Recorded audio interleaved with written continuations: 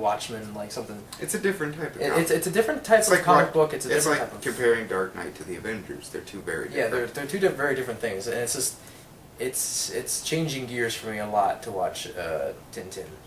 It's what you prefer, but yeah, the villain was okay. But from what I've read, from what I've seen of like the comics and watched the bonus features, it seems very faithful. It's like, yeah, that's basically combining two stories in the Tintin comics, and it's like seems very faithful. Oh no, see, but the whole thing is and that unicorn story. Yeah, the whole thing is like doing something with like these kind of like old school like comics is there's a real, you know, duality to it, because it can either come out very well and well done like Tintin did, or it could come out really poorly like Nemo, Dream Master, or Nemo.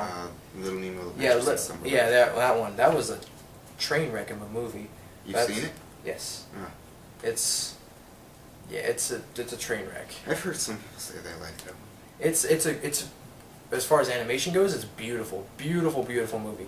As far as plot goes and as far as continuity goes, they kind of just go like, hey, make them wake up and then make them go back in the dream somewhere else. Yeah, Tintin had a plot. Yeah, Tintin had a plot, and it had good continuity, so... You know, good action. It was perfect blockbuster entertainment and some of the best motion capture I've seen. Because you could tell it's animation, so... Mm-hmm. It's basically, I think if they said it was by the same guys that did Avatar and King Kong and Lord of the Rings and all those. Yeah. So, this is one of those ones where I actually want to read the comics. I actually watched some of the older Tintin movies. I watched some of the TV series. I don't want to watch as much of it because I don't want the next few spoiled for me.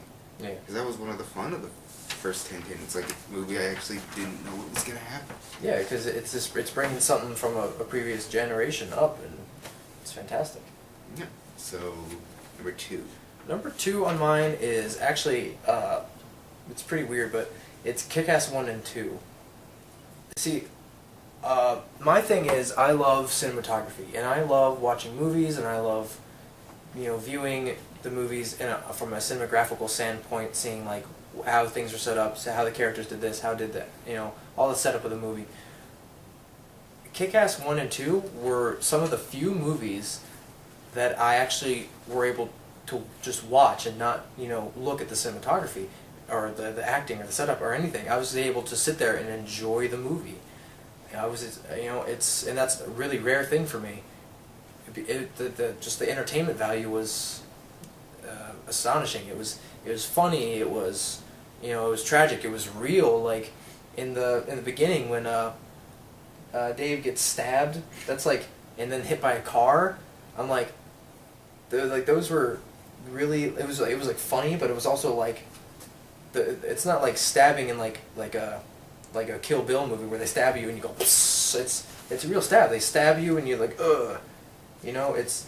So they mixed funny and real and just tragic. Again, I love tragedy. There's so much of that, especially in the second movie. There's tons of tragedy in the second movie. Jim Carrey, no. Jim Carrey did not deserve to die.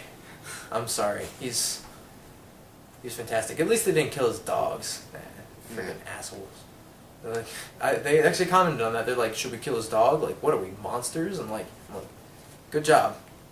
That made me sympathize with the villain a little bit. I was actually kind of sad when he got eaten by a shark. Yeah, it's like he kind of lost his dad. You gotta give him a little leeway. He did lose his dad in a horrible, horrible way in the first movie. Yeah, well, Dave lost his dad in a horrible, horrible way in the second movie. Like it's a real back and forth kind of thing. And like Dave in the second one is like he's a, you know, a minor. He's not a minor character, but he's just like, he's not too interesting. You know, he does a little bit of here and there, but the big thing with number 2 is they really go into what would happen if you tried to put Hit Girl in the real world, because everyone's just like, everyone in that society is like, you can't be a superhero or like a mock hero or whatever. You have to be a normal girl, and you know her dad's gone, so she has that guardian her friend, her dad's friend now, and he's just like, you got to be a normal person. You got to be a normal person, and like the whole thing is, Hit Girl is incapable of functioning as a regular person, not because of. She did okay. Yeah. Not because of her.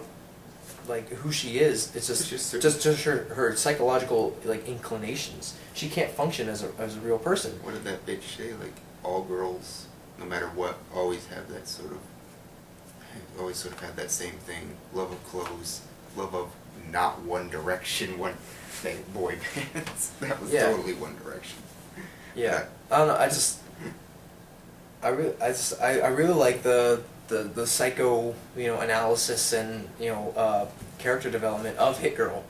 It was really the best. It was really refreshing. It actually, the action was pretty good in that movie, but I would say that between the action and the passive scenes of Hit Girl trying to fit into society and getting screwed over, what was actually what drove the movie. Like, it was a fantastic motion picture. Again, it was one of those things where it was entertaining to the point where I didn't care about the cinematography. I'm like, I watched KickAss 1 again, with the intent of looking at the cinematography because I didn't notice it the first time, and I still couldn't do it. I still got just caught up in the movie and the characters and what was happening. And that's what a movie should do. It and should make you forget you're watching a movie better.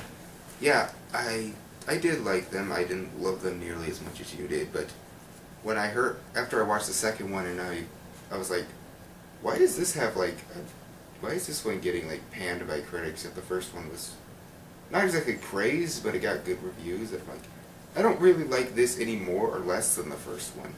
It was fun, it was entertaining, it had funny moments, the characters were good.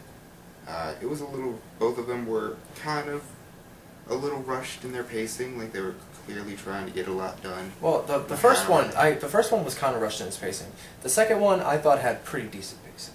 So yeah, both of them were just pretty fun little movies. Like neither was terrible.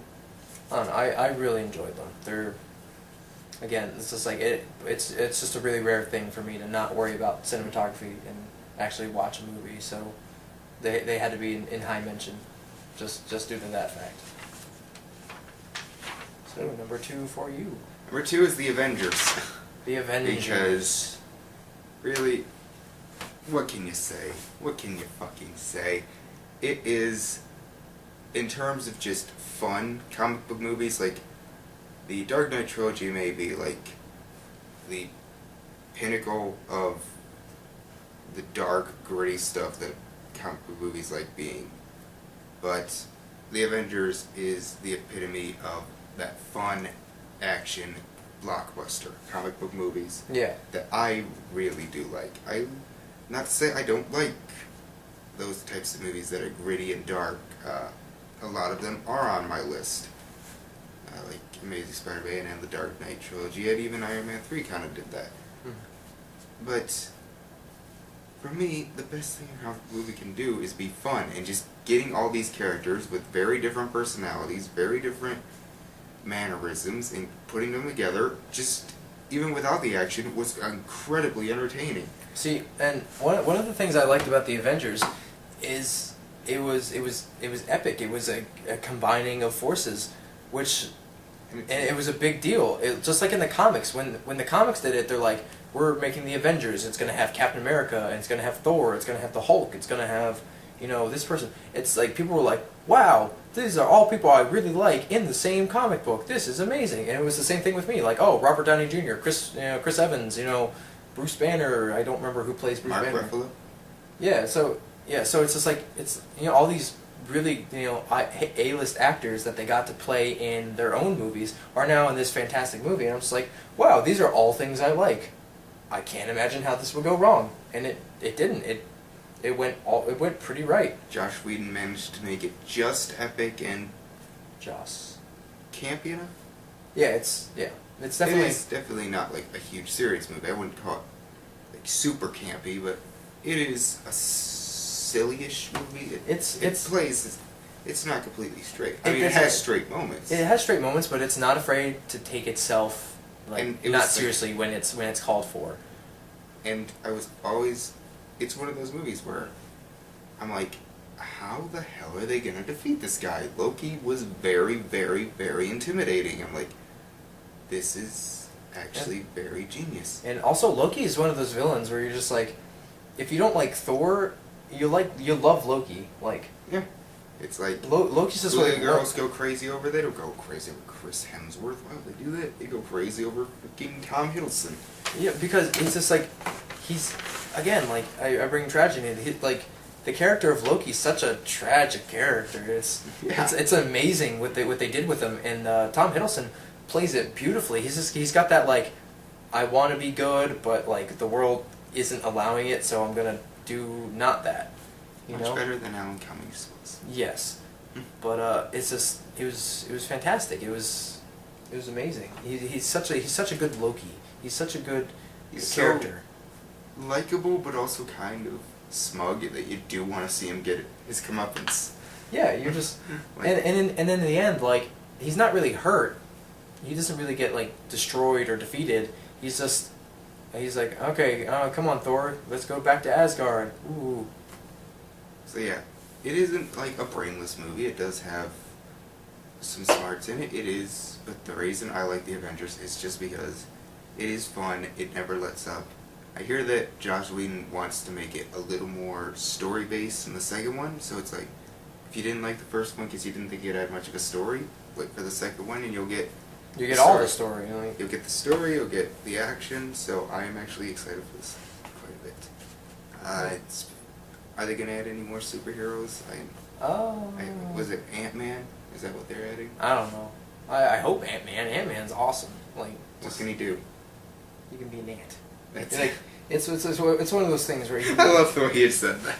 like it's the same thing with Aquaman? yeah, like Aquaman. It's just like, what can he do? He can be Aquaman. Like, it's just he's one of those superheroes where you're just like, I wouldn't want to see a full like feature length movie of Ant-Man. Yeah, when I first saw the Man of Steel trailer, I'm like, are they making, and it's in the boat, and I'm like, are they really making an Aquaman movie and they're gonna Nolanize it? Like, what the fuck is wrong with you people? Yeah, no. But no, it's when Man of Steel. It's like, okay, that makes Aquaman. more sense. But Yeah, that's a movie that should not work in, like... no. Of course, I didn't think Thor was gonna work that well when you hear the premise, and it turned out pretty decent. I like Thor. It's not on my list or anything, but it's Yeah. a decent. It's a fun little film. Avengers So- isn't on my list, but Avengers, love it. good movie. All right, top comic book movie for me, Scott Pilgrim versus the World. Ah, Here's the thing, Edgar Wright is one of my favorite directors ever, and I've read the Scott Pilgrim comics. They do leave out like a good bit of information, but they condense like 7 books into one, so take your pick. so it worked out better than But yeah, it worked better than like Last Airbender did. oh hell yeah. Last Airbender, don't even get started on the Last Airbender. But Scott Pilgrim versus the World is like you watch the movie, or you read the comics, and then you do the other one, and you go, it's hard to imagine them as separate things. Like, it's just like Michael Cera, like, as awkward as he is, does a really good job of playing Scott. I mean, in the comics, Scott comes off as a bit more cocky, but in the movie, he comes off more as awkward, which is what Michael Cera does. And it's really good to see the duality of this character, because he's both. Like, Scott Pilgrim is both awkward and cocky. So it really makes sense that in one he would be portrayed more as cocky, which is the comics, which is the original portrayal of him. But in the movie, he's definitely the other side of his personality shows out more, and that's just it's like I said, it's really cool to see the duality of the character, because if you were to take like stills from the movie, he would probably seem pretty cocky. Yeah. So it's like, but when you put it in motion, he turns into this kind of like bumbling, awkward / cocky person. It's the work that Edgar Wright did, the direction that he took it was brilliant. I love it. It's not really tragic. It's really weird that it's at the top of my list, but it's a video game type. and it's a video game. I love video games. I love me some video games. Wreck-It Ralph, Yeah, but